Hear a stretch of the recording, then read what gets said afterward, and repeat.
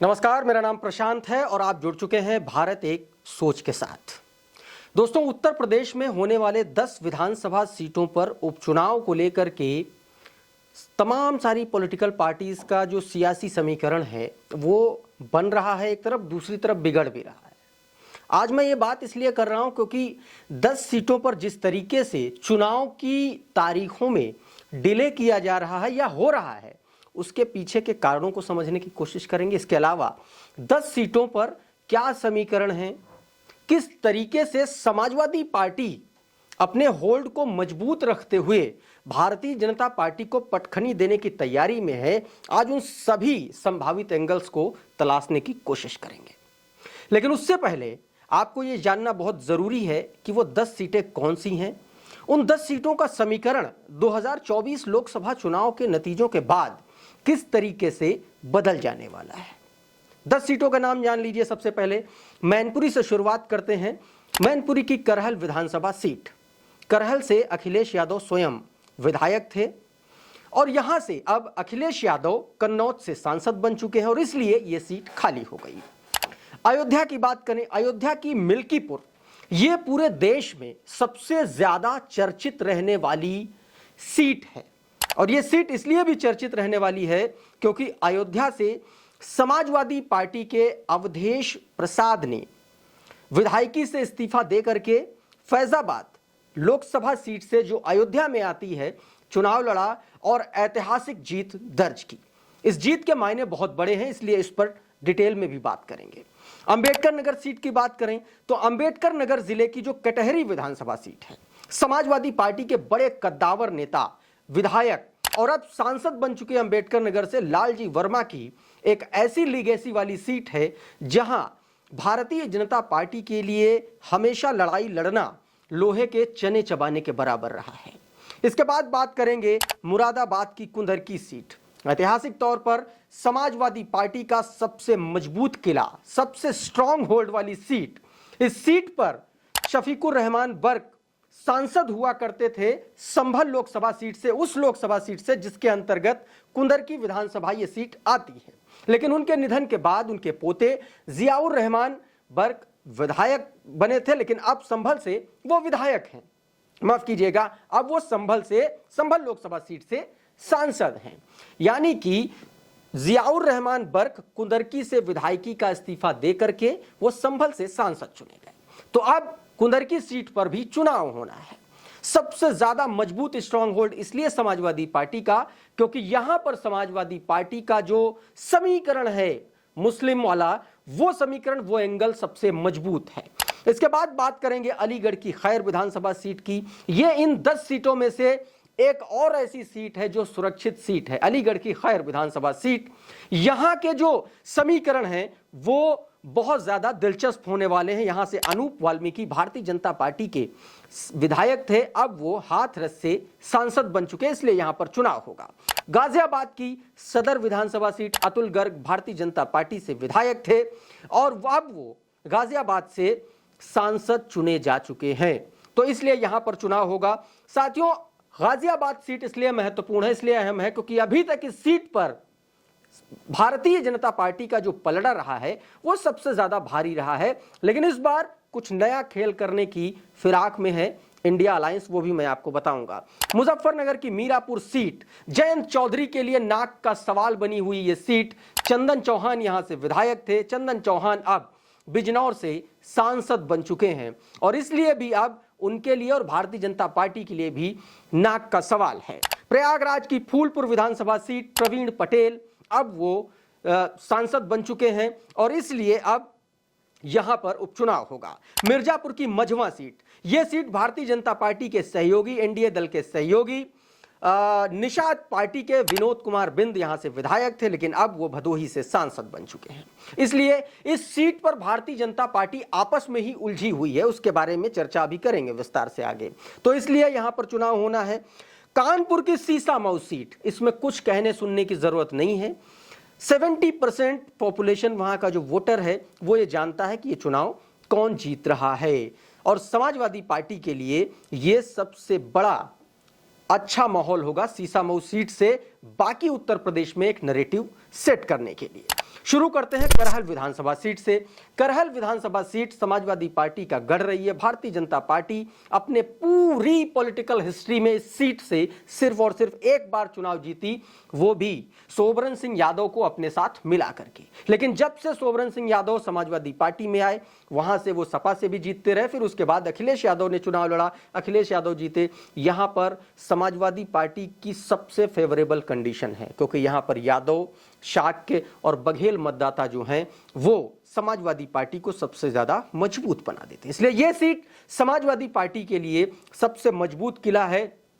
2024 के अगर लोकसभा चुनाव में भी देखेंगे तो ये जो सीट है, यहां से डिंपल यादव इस विधानसभा सीट से उन्होंने लगभग 1,34,000 के आसपास वोट हासिल किए थे, जबकि जयवीर सिंह जो मंत्री हैं योगी सरकार में, उनको लोकसभा का चुनाव लड़वाया गया था, उनको जो है उनको बहुत कम वोट मिला था।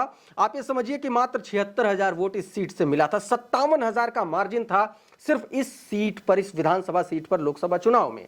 इसके बाद आप देखेंगे अगर करहल के बाद आप मिल्कीपुर की बात कर लें तो ये भारतीय जनता पार्टी का सबसे बड़ा ड्रॉबैक रहा है, क्योंकि यहां से सिर्फ एक बार, 3 बार में पिछले 3 चुनाव की अगर बात करें तो यहां पर सिर्फ बाबा गोरखनाथ एक बार चुनाव जीते हैं। बाबा गोरखनाथ योगी आदित्यनाथ के जो है गुरु भाई हैं, क्योंकि बाबा गोरखनाथ के बारे में उनकी एक अलग कहानी, वो कभी और किसी और वीडियो में आपसे मैं बताऊंगा। क्यों? क्योंकि योगी आदित्यनाथ को लेकर के जो कहा जा रहा है, जिस तरीके से उन्होंने अपने हिस्से में मिल्कीपुर और कटहरी सीट ली है, उनके लिए यह सीधे तौर पर नाक का सवाल है। और बाबा गोरखनाथ यहां से अवधेश प्रसाद उनको हरा चुके हैं, और इसलिए भी बहुत इंपॉर्टेंट है। यहां पर अगर आप समीकरणों की बात करेंगे तो सबसे ज्यादा यहां पर एससी वोटर हैं, और एससी वोटर के अलावा यहां पर जो जनरल वोटर हैं यानी सामान्य वर्ग के मतदाता जो हैं, वो भी अच्छी खासी तादाद में निर्णायक भूमिका अदा करते हैं। और जब अखिलेश यादव के पीडीएफ फॉर्मूले की बात होती है तो वहां पर ए आता है, और ए अखिलेश यादव अगड़ों के लिए भी इस्तेमाल करते रहे हैं अल्पसंख्यकों के अलावा। आप देखिए कि किस तरीके से चिल्लूपार विधानसभा सीट में हरिशंकर तिवारी को लेकर के, उनकी प्रतिमा को लेकर के क्या स्टैंड रहा समाजवादी पार्टी का, अखिलेश यादव का। तो बहुत सारे ऐसे एंगल हैं, बहुत सारे ऐसे पहलू हैं जहां पर सीधे तौर पर अखिलेश यादव सेंधमारी करते हुए नजर आ रहे हैं भारतीय जनता पार्टी के वोट बैंक में। चाहे वो 2022 का विधानसभा चुनाव हो, आपको याद होगा कि भगवान परशुराम की मूर्ति को लेकर के अखिलेश यादव ने पूरा का पूरा एक अभियान चला दिया था उनकी प्रतिमा की स्थापना को लेकर के। आपको तस्वीरें भी याद होंगी जब वो फरसा दिखाते हुए सांकेतिक तौर पर रथ पर सवार हुए थे।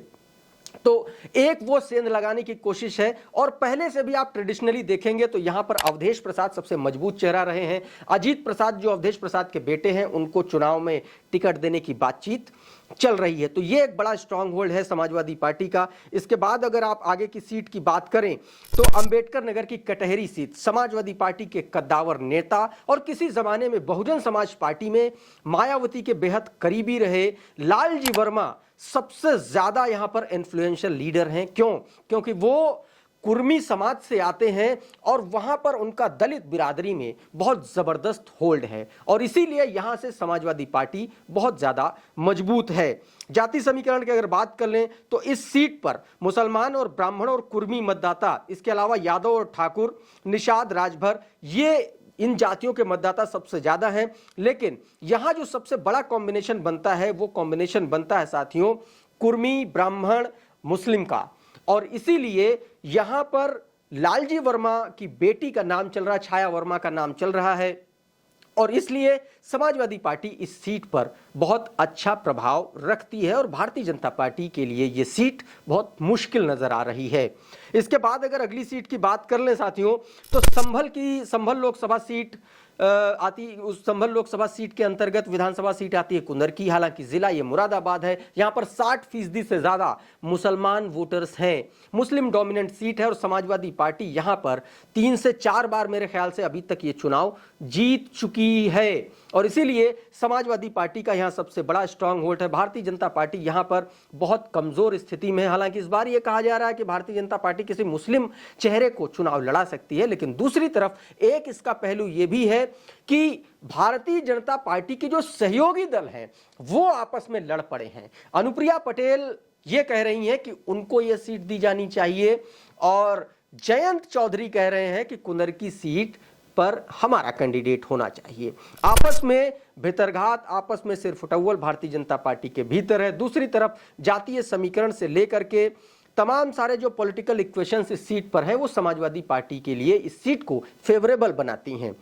इसके बाद अगर आप बात करेंगे तो अगली जो सीट है खैर विधानसभा सीट, यहां पर भारतीय जनता पार्टी के विधायक थे जरूर, लेकिन समाजवादी पार्टी का यहां बहुत मजबूत होल्ड रहा है। समाजवादी पार्टी यहां से विधायक अपने जितवाती आई है, लेकिन इस बार स्थितियां परिस्थितियां एकदम जो है अलग नजर आएंगी, क्योंकि समाजवादी पार्टी ने इस बार यहां पर यह कहा जा रहा है कि किसी मजबूत जो है मुस्लिम कैंडिडेट पर दांव लगा सकती है। और साथ में इस क्षेत्र में अगर देखेंगे तो मुस्लिम और जाट का जो समीकरण बनता है वो सबसे मजबूत बनता है, और समाजवादी पार्टी यहां से या तो किसी मुस्लिम को कैंडिडेट टिकट देगी या तो फिर जाट को। और अगर यहां पर मुस्लिम कैंडिडेट, क्योंकि देखिए बहुजन समाज पार्टी ने यहां से मुस्लिम कैंडिडेट दे दिया है, समाजवादी माफ कीजिएगा मुस्लिम कैंडिडेट दे दिया है बहुजन समाज पार्टी ने, और इसीलिए अगर मुस्लिम वोट में ज्यादा टिकट डिस्ट्रीब्यूशन उधर से हुआ तो समाजवादी पार्टी यहां से एक मजबूत जाट कैंडिडेट को टिकट दे सकती है। इस तरीके से खैर विधानसभा सीट को भी मजबूत करके समाजवादी पार्टी चल रही है। एक ऐसी सीट है गाजियाबाद की सदर विधानसभा सीट, ये समाजवादी पार्टी के लिए बैटल ग्राउंड सीट है, यानी कि ये मजबूत सीट है, टफ सीट है समाजवादी पार्टी के लिए, क्योंकि यहां एकमात्र ये ऐसी सीट है जहां पर अखिलेश यादव और समाजवादी पार्टी का थोड़ा सा कम प्रभाव माना जा रहा है। क्यों? क्योंकि पिछले जो रिजल्ट्स हैं वो इस बात की तस्दीक कर रहे हैं। इसीलिए समाजवादी पार्टी इस सीट को, यह कहा जा रहा है कि इंडिया अलायंस के बैनर तले यहां पर कांग्रेस पार्टी अच्छी फाइट करती है, तो हो सकता है कि यह सीट कांग्रेस पार्टी के पाले में चली जाए। इसके अलावा अब आगे अगर बात करें पश्चिमी उत्तर प्रदेश की मीरापुर सीट है। मीरापुर सीट से चंदन चौहान आरएलडी के तब विधायक चुने गए थे जब सपा के साथ उनका गठबंधन था। इस बार स्थितियां परिस्थितियां बहुत प्रतिकूल हैं आरएलडी के लिए, भारतीय जनता पार्टी के लिए। ऐसे में समाजवादी पार्टी यहां पर गेम कर सकती है, और गेम इसलिए भी समाजवादी पार्टी कर सकती है क्योंकि इस बार चंद्रशेखर भी मैदान में है, मायावती जी मैदान में हैं। भारतीय जनता पार्टी का जो वोट है वो यहां पर बंटता हुआ नजर आ रहा है। ऐसे में एक बहुत अच्छा, बहुत शानदार मौका है समाजवादी पार्टी के लिए मीरापुर सीट जीतने का। तो साथियों, इस तरीके से लगभग, अब एक और सीट मैं आपको बता देता हूं, फूलपुर और मझवा की भी बात कर लेते हैं। फूलपुर में समाजवादी पार्टी का एक मजबूत स्तंभ रहा है। आप देखेंगे तो फूलपुर सीट पर समाजवादी पार्टी पहले भी जीत दर्ज करती रही, लेकिन अभी फिलहाल यहां पर भारतीय जनता पार्टी के कैंडिडेट यहां से विधायक थे प्रवीण पटेल, उनको जो है वो सांसद चुने गए हैं। तो इसलिए अब भारतीय जनता पार्टी यहां पर मजबूती से कोशिश तो कर रही है, लेकिन समाजवादी पार्टी यहां पर किसी बड़े और मजबूत ओबीसी चेहरे को टिकट दे करके अपना जो समीकरण है वो साधने की कोशिश कर रही है। मझवा सीट की बात करें तो मझवा सीट जो है साथियों वो समाजवादी पार्टी की अलाइज जो है निषाद पार्टी, डॉक्टर संजय निषाद की जो पार्टी है वहां से वो कैंडिडेट अपनी पार्टी के कैंडिडेट को उतार सकते हैं। हालांकि संजय निषाद कटहरी से भी मांग कर रहे हैं भारतीय जनता पार्टी के लिए। तो ये एक पूरा समीकरण था 10 विधानसभा सीटों के उपचुनाव को लेकर के, जहां समाजवादी पार्टी लगभग 10 में से 8 ऐसी सीटें हैं जहां पर सपा के जो पॉलिटिकल इक्वेशंस बन रहे हैं वो बहुत मजबूत बन रहे हैं। तमाम सारे राजनीतिक विश्लेषक इस बात की ओर इशारा कर रहे हैं कि भारतीय जनता पार्टी की घटती साख, उनके नेताओं की घटती लोकप्रियता भी समाजवादी पार्टी के फेवर में एक बड़ा मील का पत्थर साबित हो सकती है। तो साथियों, आज का ये एनालिसिस था 10 सीटों पर। आप हमको बताइए कि हमारा ये एनालिसिस, हमारा ये वीडियो आपको कैसा लगा। कमेंट बॉक्स में जरूर लिखिए। आपका अगर कोई सुझाव है, कोई शिकायत है, ये भी जरूर लिखिए कमेंट बॉक्स में। और अगर आपको ये हमारा वीडियो अच्छा लगा तो हमारे इस वीडियो को लाइक कर दीजिए, शेयर कर दीजिए। और अगर आप भारत एक सोच पर नए दर्शक जुड़े हैं तो हमारे चैनल को सब्सक्राइब जरूर कर लीजिए, बेल आइकन दबा दीजिए, ताकि इसी तरीके के तमाम वीडियोस आपको सबसे पहले मिलते रहें। अभी के इस वीडियो में, अभी के इस विश्लेषण में फिलहाल इतना ही, लेकिन आप जुड़े रहिए भारत एक सोच के साथ। बहुत बहुत शुक्रिया, बहुत बहुत धन्यवाद, नमस्कार।